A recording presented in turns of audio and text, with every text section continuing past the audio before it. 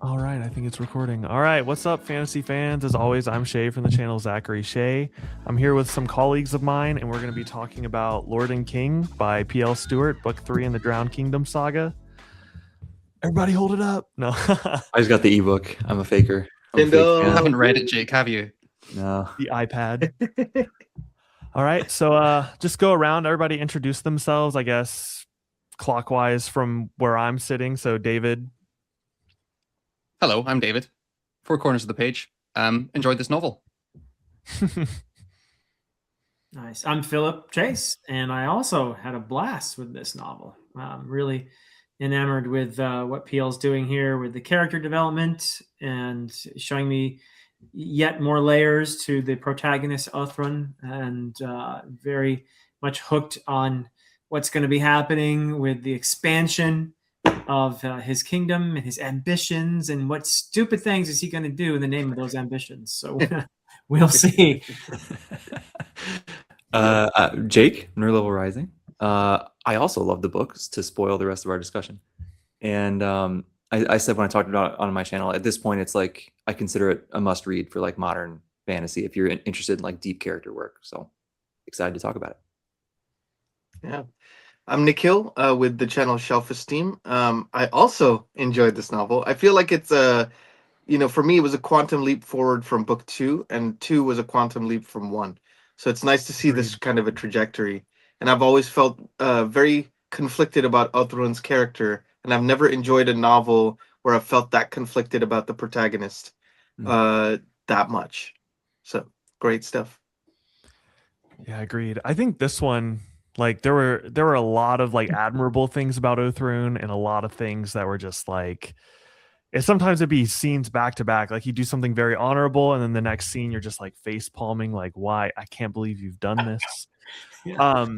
But one thing I want to discuss with you guys and kind of get your input on, I know me and David have talked about this before, but I thought it was a very interesting structure for this one. This is while we're still non-spoilery, but Last of the Atlanteans was very much like ranking up this conflict in Lancune, and it was just like building and building and building.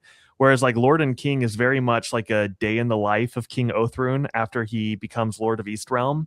And David said that it felt very cozy, which is kind of an odd like description considering there's assassination attempts and like a lot of political intrigue. But instead of like ramping up to like, let's say like, okay, we're taking on Night Soul next, and like where you think the narrative would go, it really like takes a step back and examines Othrun the king, Othrun the man, Othrun the believer in the one faith, and just like really sits with him as he's, building this new realm. Bit of romantasy too, if we want to if we want to throw in more subgenres here. That's really funny. Few I options. like that, Othrun isn't suffering from a lack of options, it seems.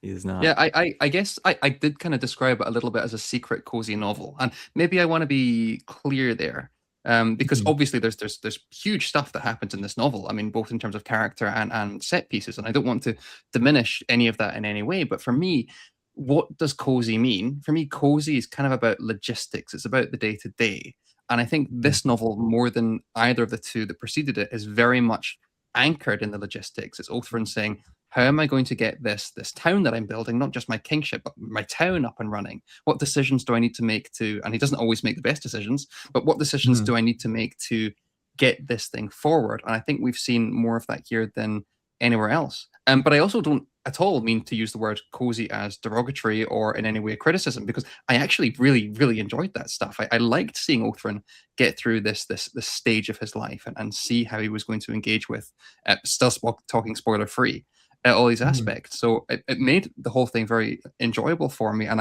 I chewed this one up much faster than books 1 and 2, I also have to say. Same.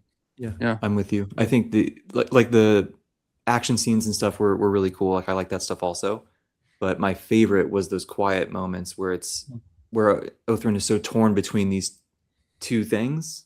It's like the more he's going towards this one goal, the further he gets from the other one. And that's my favorite dynamic that we've had in the whole series so far. So all of those kind of more day in the life elements were like my favorite chapters, honestly. Nikhil, how did you feel about the structure of it? Did you enjoy that sort of slower pace as well, or? Yeah, I actually really did as well. I felt like you just got a little bit more inner dialogue of Mhm. Othrun. I mean, I feel like that was one thing P.L. Stewart did really well across all three books. But in this one, you start to see him change a little bit. You know, you start to see that like the prejudices, the misogyny, and things that like that were inherently a part of his maybe environment or kind of just became a part of his personality. You Mhm. start to see him become more self-aware. Throughout this, and I'll just keep it there a high level, just like that his self-awareness is more evident, and so Mhm. you get more insight into that. And I think the battles and stuff are great, but you don't really get that kind of character insight unless there's these quieter moments, you know and so I personally thought that was a strong point of the book in a lot of ways. Agreed. I know whenever I was talking about Last of the Atlanteans, I was talking to PL about it personally, and he was like, I was like, I love the battle at Lycoon, like I loved it. And he's like, so many people talk about my battles, but like I could tell that he was drawn to other aspects. And reading Lord and King, it's like, okay, I really see what you're laying down here and where his priorities are at with the characters and with the world building. And even though Last of the Atlanteans was more action packed, I do think I enjoyed, like Nikhil said, and like Jake has said, like I think each book was such a drastic step up from the first one. And I love the first one, but like Lord and King, somehow even like slowing that pace down, it made for a more of a page turner than the more action packed book that preceded it. So it's crazy how that Yep, works. Yeah. I agree. It makes me think of like Ryan Cahill or even Christopher Rocchio, where like the first book is really solid, but then it's like, whoa, by the time you get to book 2, book 3, it's really, really great. So, Mm-hmm. One thing I I think, appreciate there as well is just how not only, and I would agree, Shay, that they are kind of a step up from each other, but also just how radically different each book has been so far. yeah, I love that too. Structurally, and in terms of what's going on, none of these books are, I mean, they have a consistency in the character of Othran and things like that, but also each one is playing its own game. And I anticipate when we get to book 4, it's going to be very similar, that the 3 books we've read so far, book 4 is going to go off on its own angle. And that's something that also makes me Yeah. looking really excited to continue, frankly. Yeah, I think that's absolutely true. PL told me that the cover design is very different for a reason. Like it stark blue, right? Like it just looks very different visually. He's like, that's for a reason. So Interesting. we'll see what that means. me and Jake were talking about the covers over, DMs. We were talking about the crown, and you mentioned heavy is the head that wears the crown, like I believe it's Yeah. Henry V. I don't know. It's some Oh, I don't Shakespeare even know. reference. And that I thought of that same exact quote looking at the cover and thinking of the crown. I thought it was just crazy how we like Yeah. had the same thought. We're But like this, bro. but I feel like that was the main focus of Lord and King, is like examining the weight of these different responsibilities on Othrun and how he tackles all of these things and how his prejudices and how his upbringing affect how he rules. So Yeah. I was very much a fan of that. Agreed. Does anybody else have any non-spoilery thoughts before we kind of open the can of worms and talk about different plot elements of the book? Undala is queen. I'll just say that. And then we can Undala move on. is queen. Spoilers. Yeah. I mean queen in a figurative sense, David. No, she is her. She is her for Uh-huh. sure. She stole the third act for me. Oh, Yeah. I will say that. All right, so I guess we'll get into spoilers. And the first thing I wanted to talk about, I thought it was a really interesting choice, because in these first 2 books, correct me if I'm wrong, aside from Yedwul's recounting of that battle on his deathbed, we really didn't get anybody else's first person perspective. And even that was Othrun recounting what Yedwul said to him. But this book starts and we get Erthel's POV, first person, as the sort of destruction of Atlantis or Atlantia or whatever, Atlantis is happening. We get Erthel's first person accounting of it. And I feel like there were a lot of revelations in that prologue, and it definitely set the stage for the rest of the novel. I just wanted to gauge what y'all thought of that exam, because I know when we were talking about book one, a lot of people mentioned how brief the destruction of Atlantis felt, and here it felt like PL was like saving that to give us more insight on this destruction of Othrun's homeland from a more intimate perspective, because Othrun was on the ships, he wasn't able to really be there with it.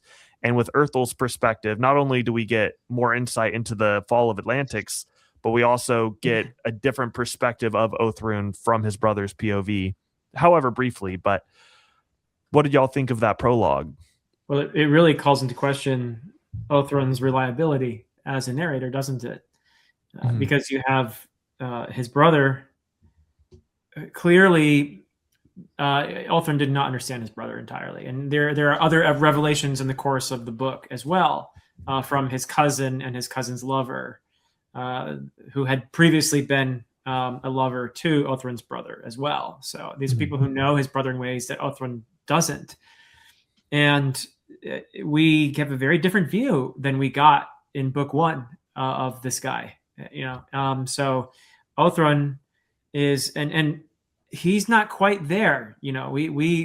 He's told, we get his narrative when he tells us about the interactions with his cousin and his cousin's lover, but we don't get his perspective on the events that happen in the prologue, because he wasn't there. There's no way for him to know that, and to know that his brother actually loved him, in some ways, and that it's hard for him to acknowledge to himself that he loved his brother too. And he's learning things about his brother that he initially, of course, resists. He doesn't want to accept that his brother had been lovers with this man before, and so it's a cool device in that it's another way I think that PL is showing us that Othrun is very limited in his perspective and not entirely reliable as a narrator. Yeah, that's very well said. I don't have much to add to that really, other than just getting the other side of seeing the city fall was it added a lot more excitement, I guess, to that part of it, as negative as it is, obviously. But I think that, combined with all the stuff that you just talked about, Philip, was like, there's a lot really packed in that prologue that kind of changes how we feel about a lot of stuff here in the story. So that's I think the only other thing that really stood out to me. I felt also that PL kind of did this a couple times throughout the novel, and I know we'll probably get to the other one later, but it was like both are kind of framed in these characters' last moments in a way. And so you get a deep insight not only into, it's like that idea of in a character's last moments, their kind of ego and bravado falls away, and you get to see a little bit more of a glimpse of who they are truly. And you get a glimpse in both of those circumstances. And I felt like that was just a really wonderful way to start the book, because it kind of sets the tone that nothing is quite what you thought it was going to be. Agreed. This is I had a slightly different interpretation of this prologue. My first question is, are we certain that Erthal is definitely dead? I mean, that last line is something about the wave coming to meet him, but I think there might be some ambiguity there. But I guess one thing, guys, that I would maybe slightly quibble with, I'm not convinced this is still outside Othrun's POV. Because chapter 1 begins with Othrun waking up and screaming in bed, and the reason he's screaming is because he had this dream.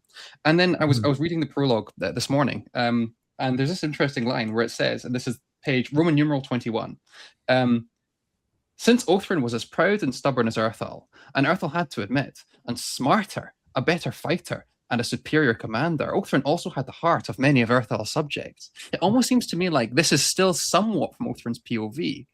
So there's that one thing I really appreciate about PL's writing is how tightly wedded we are with Othrun as a human being. Even when he's describing other people, as far as I'm concerned, when he's describing someone else, that's not who they are, because he is so locked into his own perceptions and his own representations of how the world should be. And I think we're seeing that even here in the prologue to some extent. I don't know if you'd agree or disagree with that, anyone. I would a good say find. Yeah. one thing that makes me because I think there could be some truth to that, or there may be some truth to that. But then I also think something I didn't even think about until, as Philip mentioned earlier, the conversation Apult and Uthlin have with Othrun. Because like in my head, I was still thinking that like Urthel was like a pretty bad dude. But then I thought back to that prologue, which I haven't reread, so I could be wrong on this. But I believe whenever he orders his knights to slaughter the people, he's like very sad about it. Like he's like, it's a necessary thing, but like he does not feel good about it. And this would not be indicative of somebody who ordered a bunch of sacrifices of his people. And in the novel, like even towards the end of the novel, Othrun's still very resistant of the idea that Urthel was not as bad as he had previously thought. So that's the only thing about the perspective where I'm like, I don't think he would have given Urthel that grace of saying he felt badly about slaughtering his people. He would have just described it as a despicable, one-sided, black and white, like Urthel sucks. How could he kill these people? But because Urthel felt that confliction, like, I mean, he still ordered the slaughtering of a bunch of people. I'm not saying that didn't happen, but he was more remorseful of it in the moment than I would have thought for the guy who was like, yeah, me and my wife are going to sacrifice a bunch of Atlanteans. Like, it is what it is. But I would also say you're right in that, like, could be that he was feeling his brother's emotions through the dream because he is describing himself as the smartest, the sexiest, the best Atlantean king. Yeah, I think as well, like with this prologue, it's also he's being influenced by whatever the flip the Uncharlie is, right? And we don't quite know where this dream has come from, but it could also be that the dream has been sent as a further means of manipulation to get Othrun to be in certain places that he does go to in the novel. So there's that possibility too. Something's not right in Denmark with that Uncharlie. There's something going on there. You think? Yeah. The next plot point I wanted to touch up on, which we get pretty, it's a reveal pretty early in Act 1, and it's kind of a thread from Book 2. I thought it was interesting that they revealed in the first half of this book that Senti is Welly's bastard. Yeah. And I thought that I actually did not pick up on that. In hindsight, I definitely should have, because there were a lot of indicators that Senti would be an important character. He ran the pass, he climbed that thing, and I did not pick up on that. But it gave a lot of, in hindsight, I'm looking back on a lot of the interactions with Welly and Senti, and a lot of them make way more sense. Because in the moment, I'm like, okay, that's kind of like an overreaction to what's going on, and it really made me understand why he felt the way he felt. Welly does say some things in Book 2. He does mention that he had a child with some other woman, and that was what started his wife's initial jealousy and hatred toward him. And he kind of it's left totally ambiguous who that child was, right? So there, like you said, Shay, in retrospect, you can look and see the little breadcrumbs that PL left for us there. But I don't think anyone could say, "Oh yeah, I knew it was Kenty the whole time." Yeah. So I knew. I didn't know. I was waiting for somebody to be like, "I knew." Beginning of Book 2. I definitely did not know, but I think it like you guys said, you can see it in retrospect, and then it makes me think back. I mean, correct me if I'm wrong, but wasn't he the one who beheaded the mage or whatever at the end of Book 2, or at the end of the battle in Book 2? I think so. Was it Glathan? Yeah, it was. Wasn't it Glathan? Yeah, it might have been. Yeah. You're right. You're right. Yeah. Okay. That would be then awful. The rest of my point does not make sense anymore then. He did sleep with her though. He did sleep with his stepmother. Oh yeah. Yes, Right. that's right. Yeah, a little weird. Yeah. But Meanwhile, the stepmother's like, "Where is this child that I must find for us to kill?" Oops. Well, they're a very close family, I guess. Yeah. Is it given? I can't remember. Does the text imply that she knew who Senti was, or is that left ambiguous? I don't think she knew, because she so. would not have been so friendly to him if that were the case, I would think. I was just going to say very quickly, just coming back to this twist or development, if we could call it a twist. I do really love the payoff here, because one thing I think I said to yourself, Jake, as I was reading this novel, is there's lots of things in Drowned Kingdom that PL is very much asking the reader's trust on. the structure of the first book and all the stuff that's being laid down, that we just kind of have to go nod and wait for it to pay fruition. And I guess another case in point would be the women in this story, and how the women are just constantly throwing themselves at Othrun. And if you're being a critical, not in the sense of being a good reader, but someone who is actively seeking to find critique, you could levy the accusation that, well, it's a bit unbelievable that all these women are throwing themselves into Othrun's bed as much as possible. But one thing I really like about this revelation with Senti is it makes us aware that PL knows what he's doing, and these little things that he's asking us to trust him on, this gives us a very good indication that these things that may seem a bit strange right now, they will be circled back upon, and they will pay off in some way. So I just wanted to add that in while we're on the Senti plot point. I like that. You mean all Othrun's charm is not all just his own? He must have abs of diamonds, Philip. Yeah, he's a looker for real. Yeah. It's very bold of him as an author to, like, there are scenes that read like they don't make sense, like Welly's overreaction to Senti, and just trusting that, like, once the readers get to the revelations, that it'll all make sense. Or, like, one thing that I've talked to Jake and David about this, but I'm pretty sure, touching back up onto what David just mentioned, Lysy has, with her mage sight, she's seen some important clairvoyant thing about Othrun being something, whether that's the Black Dragon on Red, the prophecies. She's seen something important about this man, because her yes, a lot of the mage girlies be like in Othrun, but Lysy especially seems very interested in Othrun's future, and she's willing to sacrifice so much to be with him. I think that there is it's conjecture at this point that we're at in the series, but I would agree with Jake. He shared his thoughts on this, that there's something she knows through her mage sight. Yeah, because she keeps implying it's like preordained or something like that. Like it's like kind of a destiny for them to get together. They're meant to be together, whatever it is, right? Well, the prophecy was that one of the daughters of her father, right, would become his wife, but now her sister is being set up, right, as his betrothed. So, so I don't know if she's going to be stymied by that, or is it really is she mistaken in interpreting her own prophecy? In other words, oh wait, it's not me, it's my sister. Yeah. Because wasn't that the wording? A daughter of, I forget his name, the father, but a daughter of what's his name is going to be your mate or whatever. But I like the scene with Lysy meeting Othrun once, and I'm sure we're going to talk about Aliaz and her death, and that was I thought a pivotal moment here in Othrun's development.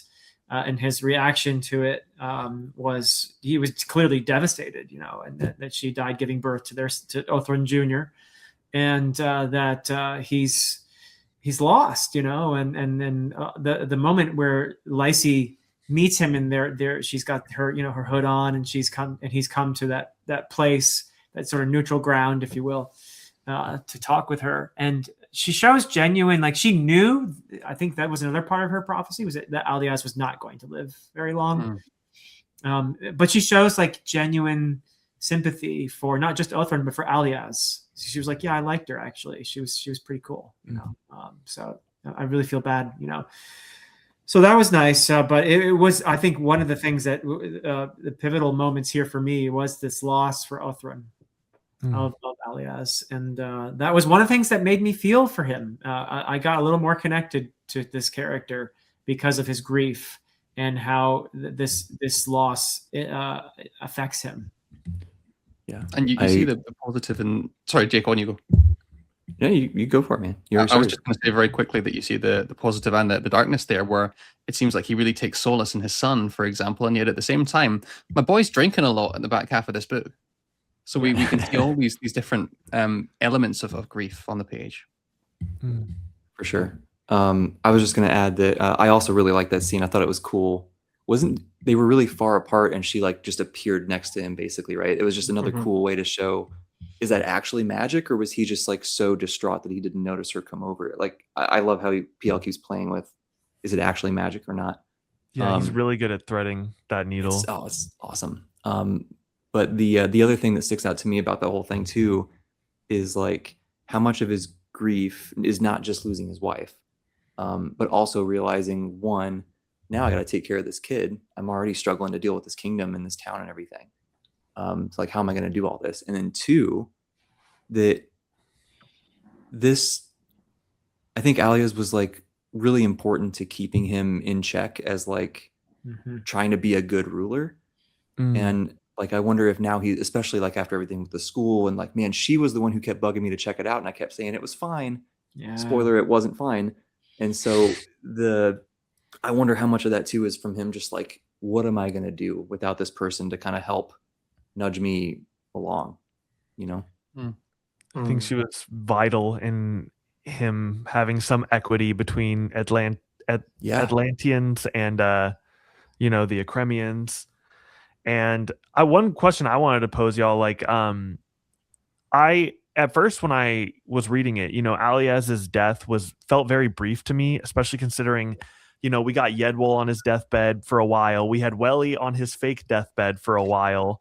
And most characters, when we get their demise through Othrun's perspective, it is kind of, you know, like it does feel Shakespearean in that we're getting like these revelations and in a lot of scene time with characters' death. And with Aliaz's death, it felt very brief. And I wonder if that is because Othrun, as he's telling this tale, I mean, well, for one, she wasn't going to have that long deathbed scene because her death was very violent. But I also wonder if potentially it is because Othrun doesn't want to talk about closer to it. Well, there's a parallel there with our discussion on the first book, right? Are you there, Shay? Yes. Yeah, you've frozen up a wee bit. There you are. There's a parallel there with the death of Atlantis at the very start, and we had this conversation about how short that was too. So yeah, that would be evidence in that capacity. Yeah, I like that idea a lot. That's there are two other instances in my mind when a writer has done this with the first person narrator, and I won't say what they are because I don't want to spoil it, but it's one of my favorite things. I just think it's super, super cool. So I think I know one of them. We can talk later, but I think I know one of them. There are a few more plot points I wanted to discuss, but since you know, we opened the conversation to this, the school scene was genuinely one of my favorite scenes of the whole book, when you get that revelation of what these priests were doing to these Eltnish children. I just want to gauge how y'all felt about that scene. To me, it was one of the biggest climaxes within the book, probably the most exciting for my own personal taste. I really, as terrible as what happened was, I really loved how it showed where Othrun is at mentally, how much he has changed since the guy who is just like, oh, these savages, like his perspective has very much changed. And it did show a lot of nobility for Othrun, in my opinion, when he figured out what was going on. And just wanted to gauge how y'all felt about that scene and that plot progression. And I know how Jake said, you know, Aliaz kept telling him about it, like over and over again, like this is not okay, and he just kept ignoring it. yeah. Did you guys see the final dedication on the back of the book? Maybe that's quite important to bring up in this context. I did not read it, but I read it, but I can't elaborate. remember now. Can I just bring it up very quickly, because I do think it is very important for this final dedication. This book is also dedicated to Indigenous people everywhere, and in particular to the Indigenous people of Canada, who have suffered untold injustices, not the least which was the unmitigated horror of emotional, psychological, sexual, physical abuse and genocide caused by the residential school system at the hands of and administered by the Canadian government and Christian churches. There you go. So I just wanted to throw up that I think very much PL is very obviously drawing a parallel there. That's probably important to mention. I'll go very quickly. See, when he killed the priest, I was cheering, man. And I know that it's going to have terrible, terrible political consequences all the way down the line. And I was like, I don't care. And then when Glathan comes in and he's like, we have to hide this. I'm like, bloody why? Like, I know why. Of course I know why. But at the same time, it did feel tremendously, don't know what the word is, for the brutal death of a human being. But I really much enjoyed watching that guy get his comeuppance. And I'm sure that in book 4, this is going to come back and bite Othrun. But currently, when I was reading it, I didn't care. It was just very nice to see someone get what was coming to them. So I'll just add that in. Yeah. Also, it leads to the downfall of Yedwall the Ready, you know, because of his involvement in all this, and then his plot and he is ultimately exposed by his own son, Yedwall the Bard. So yeah, that's going to have repercussions for sure. But it is really quite nice to see that Othrun is the kind of leader who will not stand for the abuse of children. You know, that we can all root for that. And it was another moment that created yet more of a sense of I'm rooting for this guy, you know, most of the time, except when he's being a dope. But I liked his response as well. It's hard to argue, you know, abusing children is the worst, you know. So, I can confirm what David was pointing out too, because Peel mentioned it to me as well, how important it was to him that he was definitely writing with this history in mind. This is a reflection. This particular incident in the book is a reflection of this history. So yeah, it's interesting. Yeah, I totally agree with all of that. I think the other thing that sticks to me too is like it really showed me, and Shay, you said this too when you kind of posed the question, just like where Othrun is at right now. Like he's so stuck in the middle between. I sort of alluded to this earlier in the spoiler-free part. Like my favorite part of this book is Othrun's trying to expand his power and his kingdom and do all this stuff. And he's like, the angel told me I have to do it. I got to go take Meridian. I got to go do all this stuff. But the only way for him to expand his kingdom is to take in these other people who are not Atalanteans. And like they have to mate with them. So now the blood is diluted. And like, oh, I guess we got to make the religion okay, but only privately. Publicly, you got to still worship the one God though. Well, maybe not like he just keeps going back and forth and is really stuck in the middle. But like this is an instance where he kept believing it was fine because it's Atalanteans who are in charge. It's fine. It's fine. It's fine. And he realizes, oh no, it's not fine. And he does the right thing, even though it kind of goes against his traditional culture, whatever. Right. So like, it's such a microcosm to me of like my favorite aspect of the book. And I love everything about that whole idea. And I can't wait to see how that continues to go. I can only imagine it's going to keep going through the rest of the series. But yeah, I think that's so cool. Yeah, piggybacking off that point, Jake, like I felt like it was such a visceral, emotional reaction he had, and it was nice to see him really put a line in the sand. Like with a lot of the things where he had previous prejudices, thank goodness he didn't put a line in the sand. That he was, you know, he's been opening himself up to more experiential knowledge, you know, like not just preconceived notions about things. But with this, it was great to see him really like. It was the one time where I unequivocally felt like I'd never rooted for him more, you know. And so seeing that whole sequence of what's the guy, the priest's name?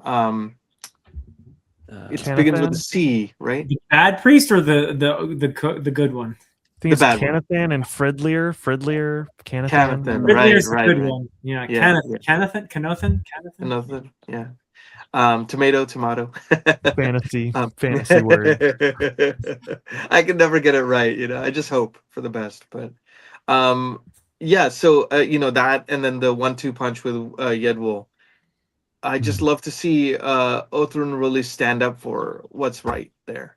It was actually kind of refreshing, honestly, because you know, I felt like so much of the book was Glathan telling him, you know, like, hey, why don't you try this, and him not listening, you know. So it was, in this case, him acting impulsively, but also for the very right reasons. So it's great. Yeah. Speaking of what you just said about Glathan giving him like the better advice, I thought it was so funny in like a morbid way when Yedwul was like, Glathan's probably telling him not to kill me. When we get Yedwul's perspective, he's like, Glathan surely is advising Othrun against killing me. And the bard's like, no, Glathan told him to kill you, and Othrun said no. And I thought that was really funny. Because it really cemented that like Yedwul was like actually just terrible and was so oblivious to the fact that he didn't even realize how wrong he was in the moment. I worry that we're not going to have much more of Glathan. I could be totally wrong, but he seems too wise and too helpful. And he did kill the mage. Yeah, and the fact that Aliaz is now gone and his support network is leaving. I wonder if he's not long for this world, for Cremia. Oh. Knocking One on of some my wood there. biggest predictions about his other cousin slash prince is, well, I thought it was very interesting how we got like super homophobic Othrun, and then immediately like the next scene is him going to the school, and like, you know, PL's playing that tug and pull with the audience because like you hate how he handled the whole thing with Apult and Uthlin. Yeah. And then, you know, there's this, but especially with what happens later in the third act of the story, I think Uthlin's going to betray him at some point. That's my theory. I think he did Uthlin and Apult very dirty by not letting them. I understand where he's coming from. It's not just his prejudice. It's also him thinking about how to solidify his kingdom. And for him, Uthlin and Apult are both very vital for those plans. But, you know, even after that conversation, and, you know, the school probably took his mind off of that and all that stuff going on and the trouble with the priests. But I'm watching 200-300 pages go by where I'm like, you should really talk to your cousin about this.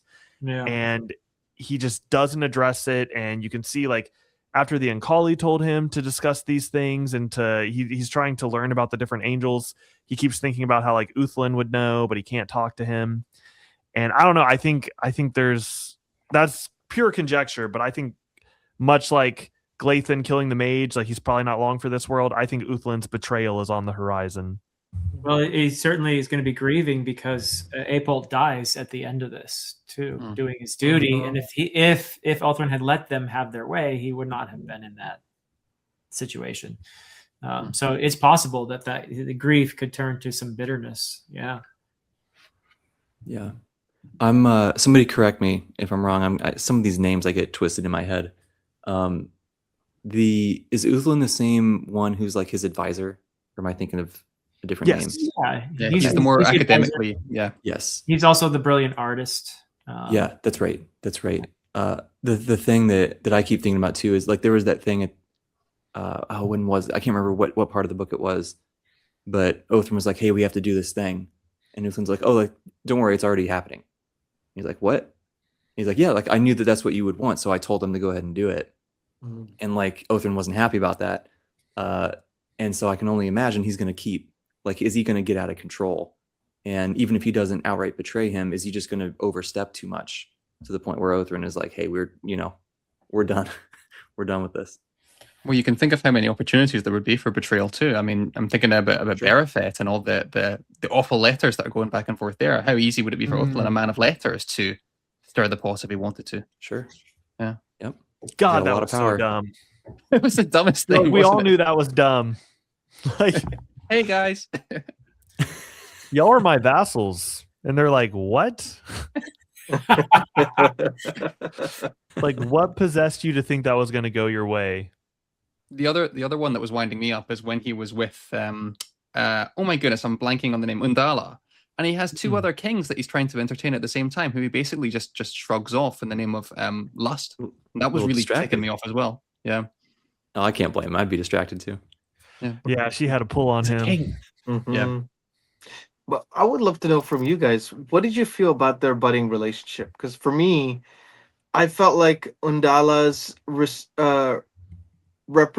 reciprocity of feelings, really had to work my way through those syllables, of those mutual feelings. It kind of felt really fast, and like Othrun already said, like, I love this woman, the whole thing, like, to me, it felt kind of sudden.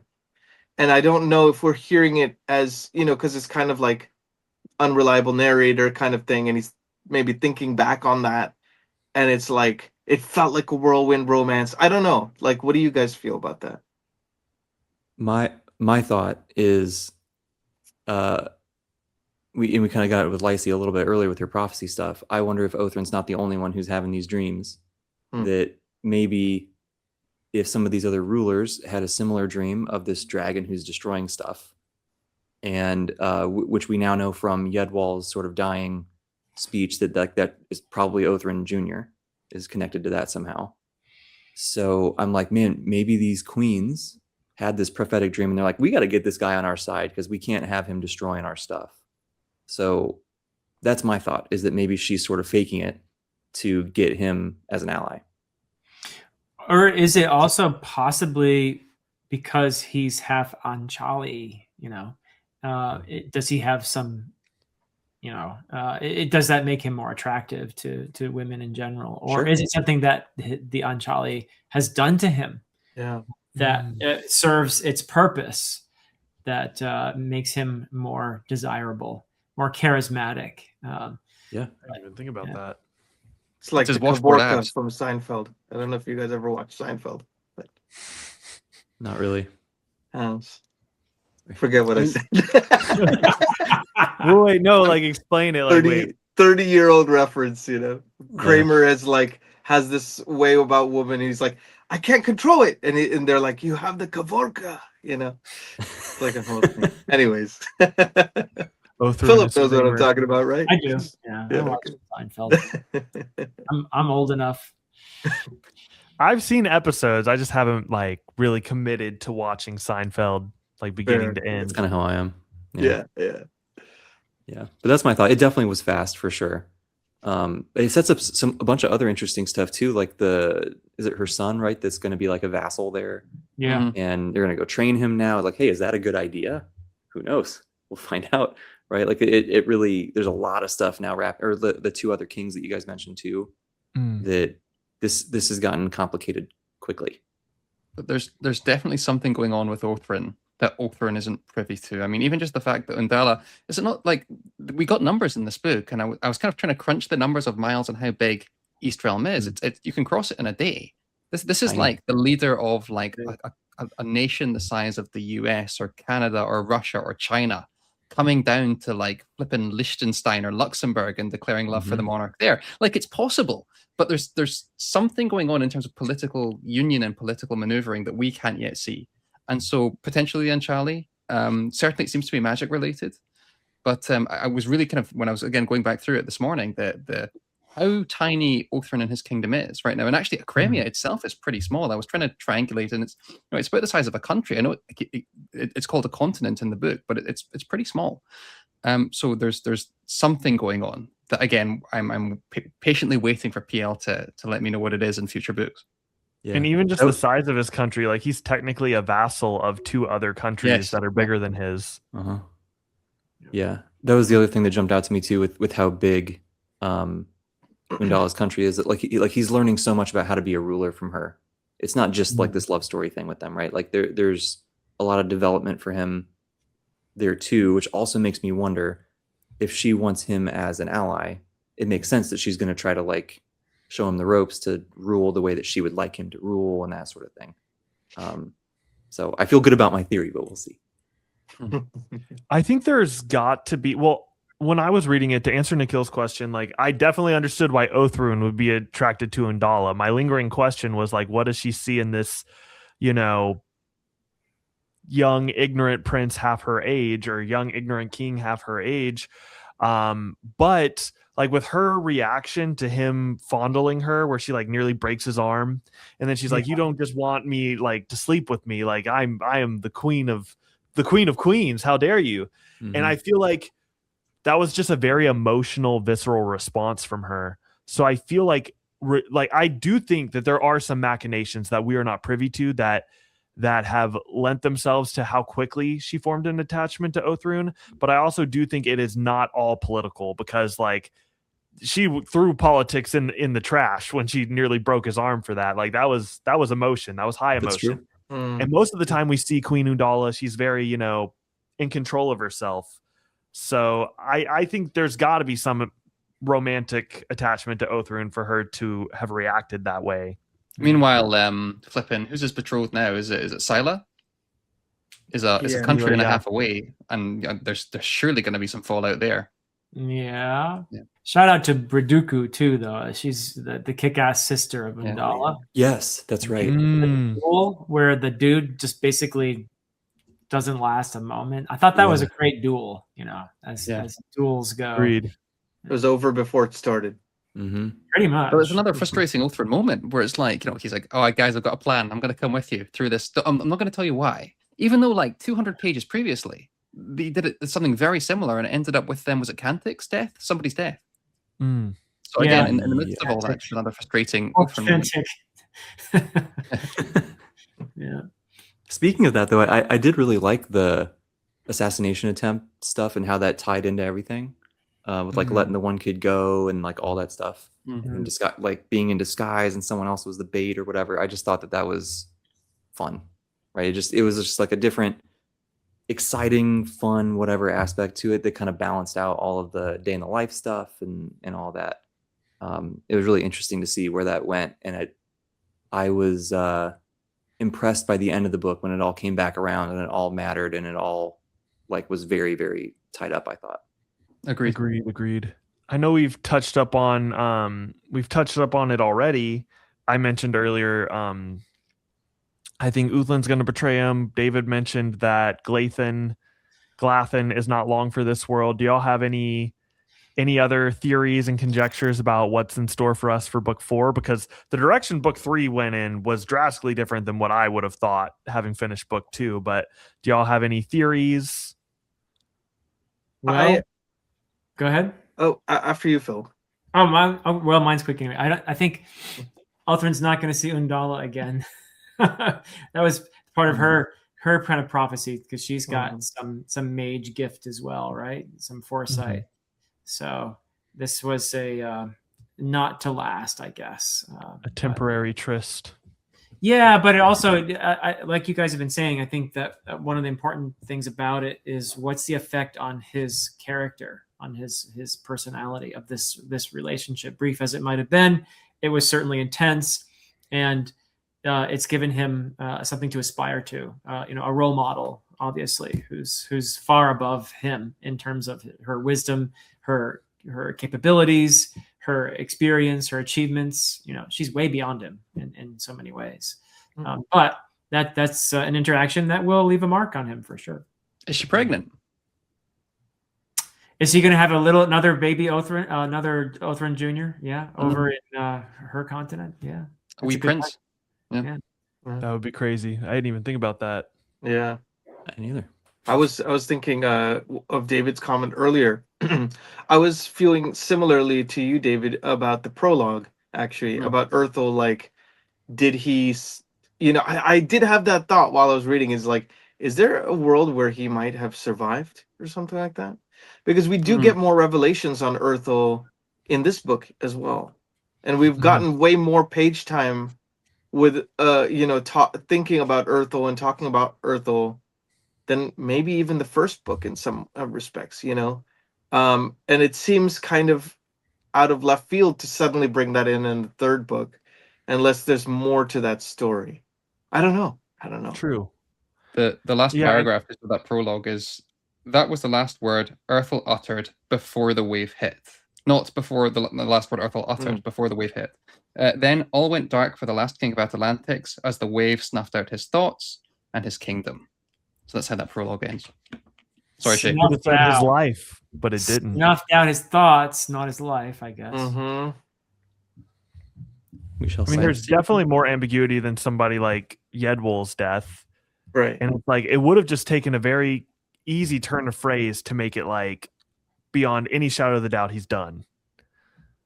And the fact that it was glossed over in the first book, and then in the third book, we suddenly get this prologue, and you really get to see his mind's eye, and his inner POV.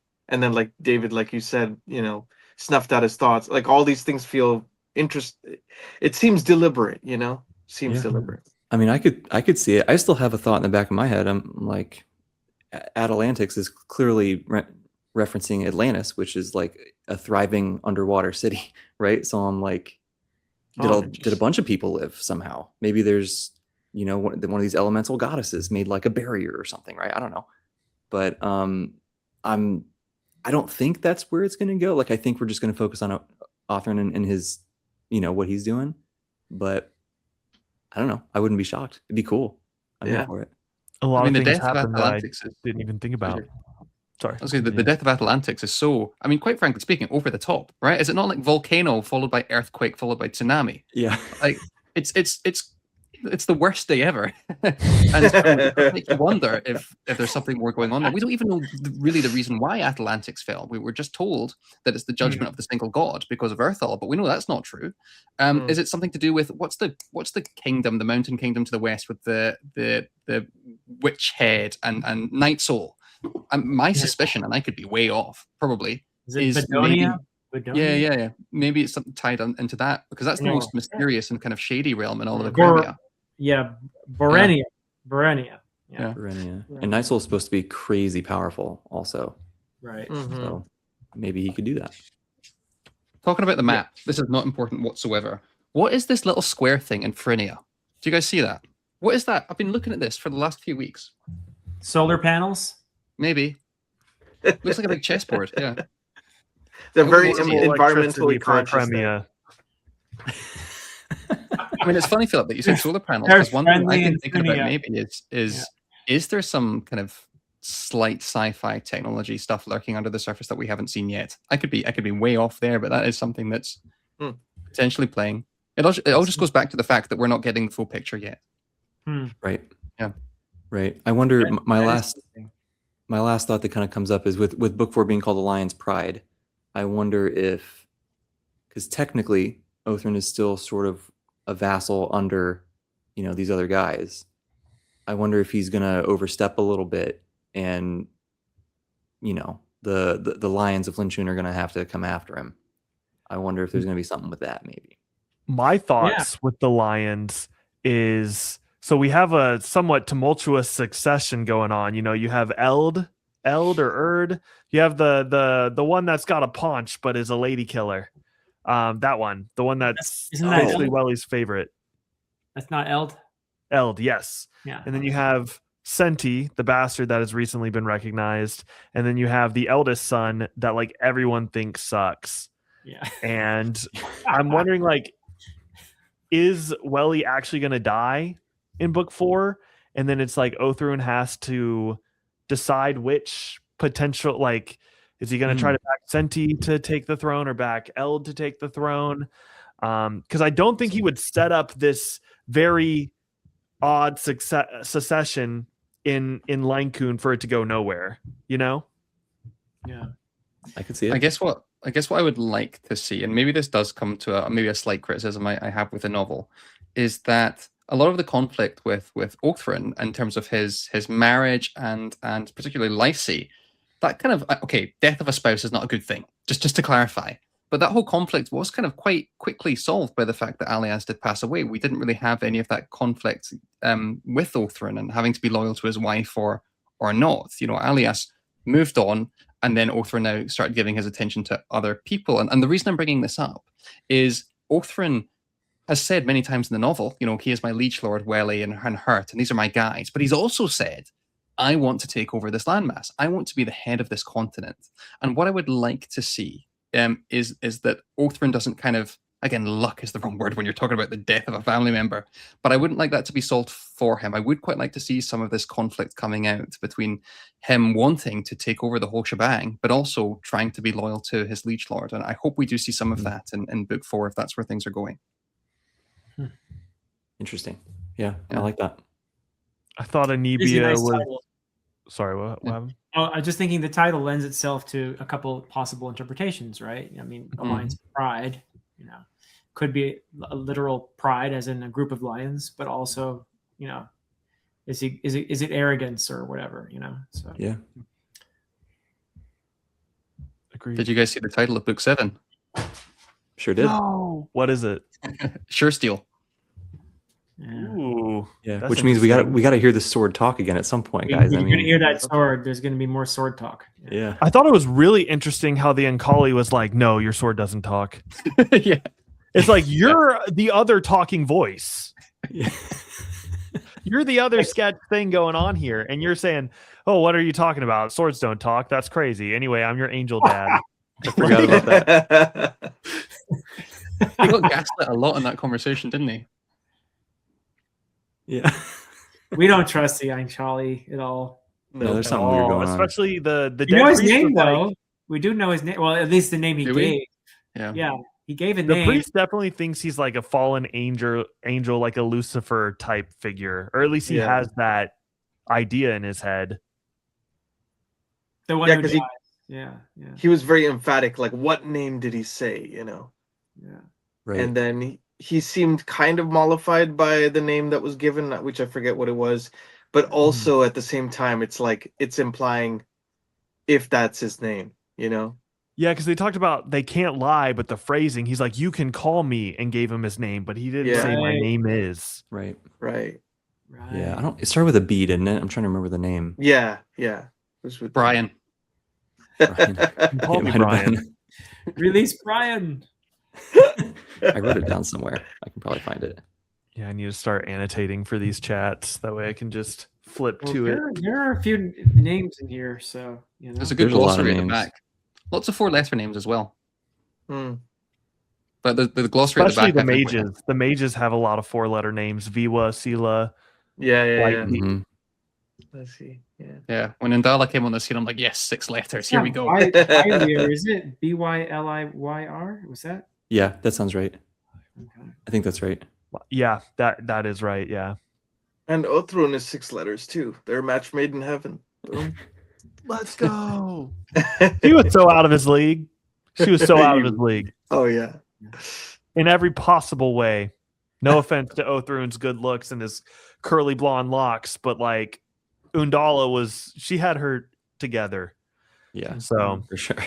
I think we I were liked all how thinking like, sorry, what were you saying, David? I was just gonna say I liked how some of his mates were kind of just basically taking the piss out of him and going, "Oh, you're going off to see the Queen some more, are you?" And he's like, "Stop it right now."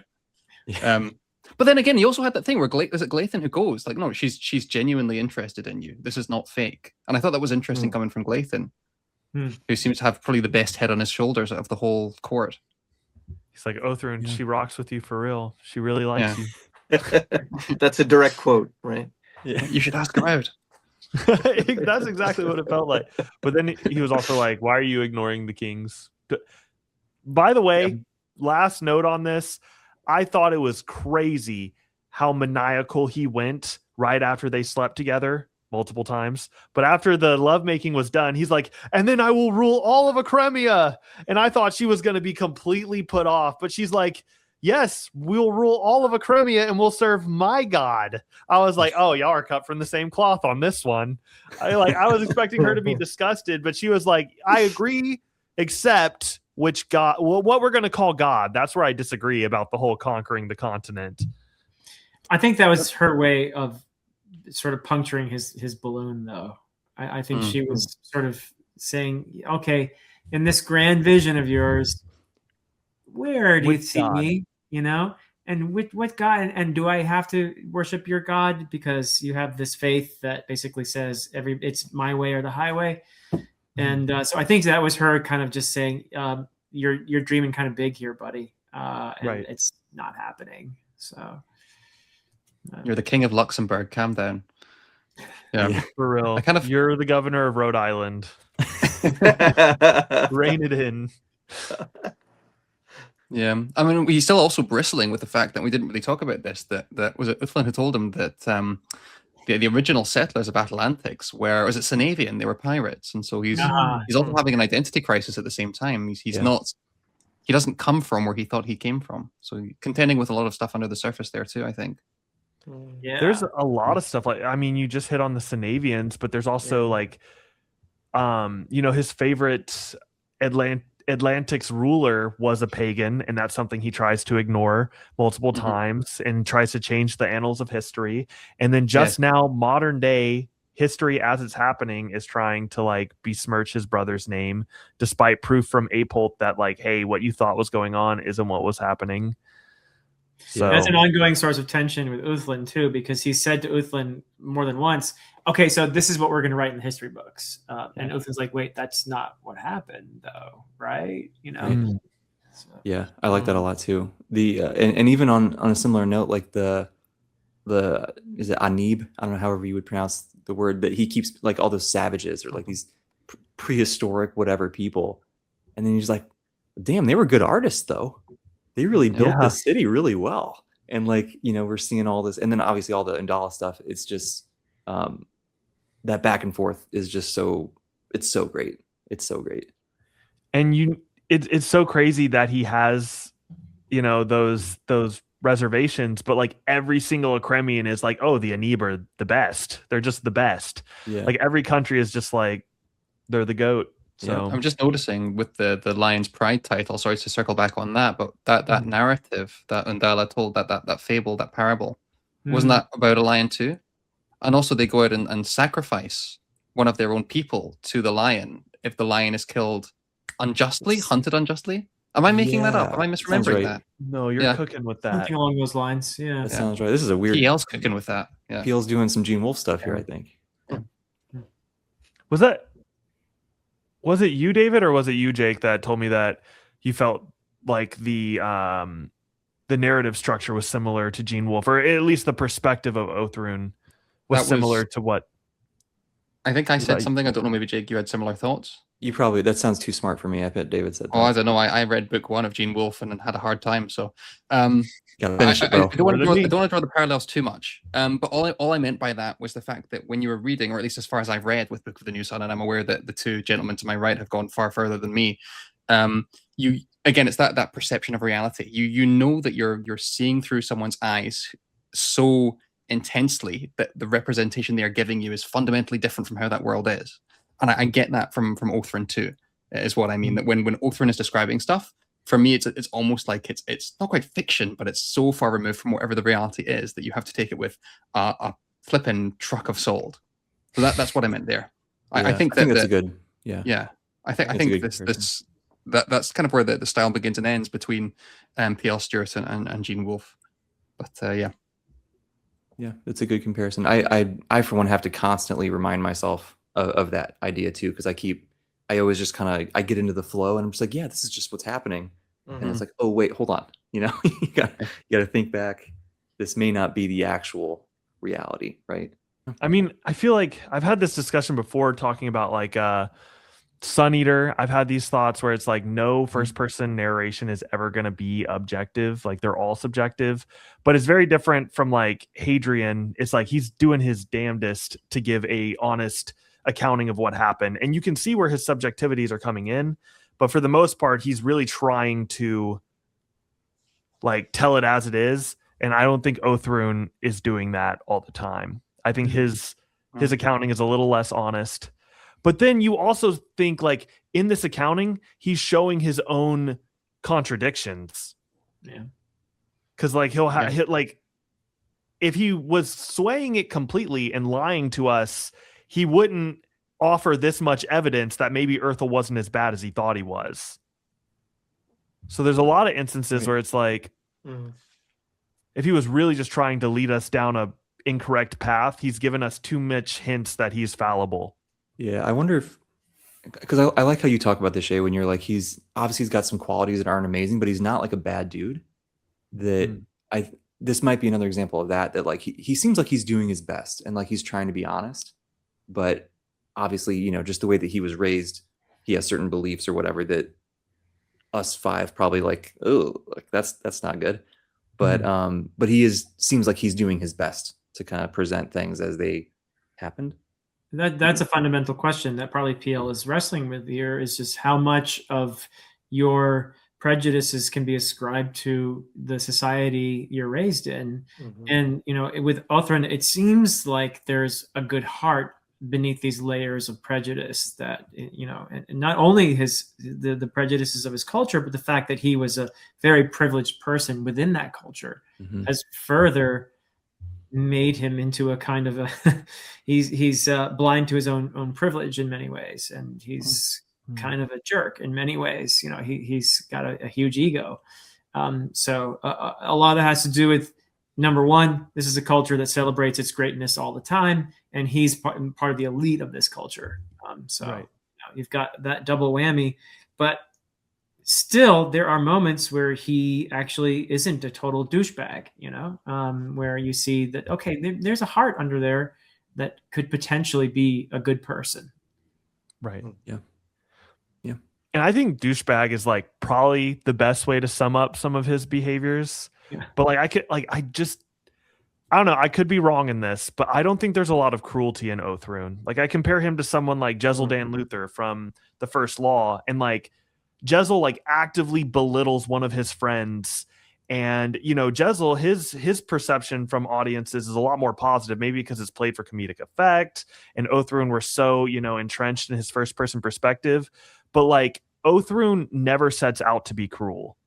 Like he has some misgivings, some false perceptions of what's going on, but I don't think he ever tries to like break others down. Like he's got backwards ideas, but I don't think he's cruel like someone like Jezzel. I guess the only exception I could maybe think of there was Uthlin and Appold and that scene, but even that's up for debate. I think even then he was hurt because what he heard when they said we want to be together and renounce our titles, what he heard is I'm abandoning you. Yeah. Mm-hmm. I think that's why. I mean, there is homophobia there. I'm not letting him off the hook for that, but I think a big part of it was that he just lost Aliaz and he feels like his closest friend and confidant is abandoning him. Yeah. And he's been abandoned, every step of the way, basically, right? Like his mom died. The dad wasn't actually a dad. He wasn't even there really when he was growing up anyway. His brother uncle died. Brother. Yeah. Right? So it makes sense to me that he would have some baggage. And Undala went away at the end. That broke my heart, man. Yeah. There's Just also wanted the to have point his where African queen. That's it. Yeah. There's also the two kings are of a different race as well. His sub vassals, right? And Yeah. he kind of goes, "Oh, I didn't know that I could like these people." There was something like that. It's almost like your grandfather trying to work his way through the kind of the antiquated thoughts. But yeah, that was another thing where it's like he's trying, and yet he's also just still mired in so much of his context. I also think about it from the perspective of like he's been entrenched in this sort of like prejudice his whole life, and it's so quick. I don't mean that it's quick and like PL is not writing it correctly. I think it just speaks to who Othrun is as a man. But usually when he interacts with someone who is capable, who is a woman, who is a Nebian, who is what have you, who is a savage, it's very quickly that he understands that these people are more intelligent than he previously thought. Like you can see his prejudices dissolve in real time as he's interacting with these people. I think that's another big point that makes me think like he can't be that bad. He still sucks. I'm not saying he doesn't suck. I'm just saying like I think there's a lot of nobility in him. Yeah. Perhaps he's a bad man trying to do good, like somebody else. Another wolf reference for those who didn't get it. That's fine. Listeners, I just thought it know was you really guys are profound. I was sitting here nodding like, what a good turn Nah. of phrase, not having ever read Wolf. That discussion that you guys did over a year ago now, that massive Book of the New Sun chat, it was very cathartic for me because I finished that novel and I was like, I need to. And just watching you, Jake, go, oh, was the most glorious part of that day. It was so helpful. So I know we're funny. Farfield now, but I'm going to pick your brain over book 2 when I get to it. Dude, I won't derail us too bad, but just really quickly, I was like, this is not nearly as hard as people think it is. Like, what? Yeah. I got this, dude. And then we get to that discussion, and I was just like, oh, I got 5% of it. Yeah, cool. Okay. Yeah, Jake blew my mind on you can see it in real time, the last Jenny Wirtz book we read, which I'm so behind on that just because of school and stuff. But he there was one plot point that went entirely over my head, like soared past it. Like I didn't even see the idea. It wasn't even on the horizon. And he mentioned it. And I was like, I got up out of my seat. I was like, oh, so I understood nothing. That was one of my favorite BookTube memories to this It couldn't day. even be faked. Like I was just like, I don't know how you missed it though, man. It was a big thing. It was. I was so ashamed. But That's all right. That's all right. It happens to all of us. Yep. They catch us lacking.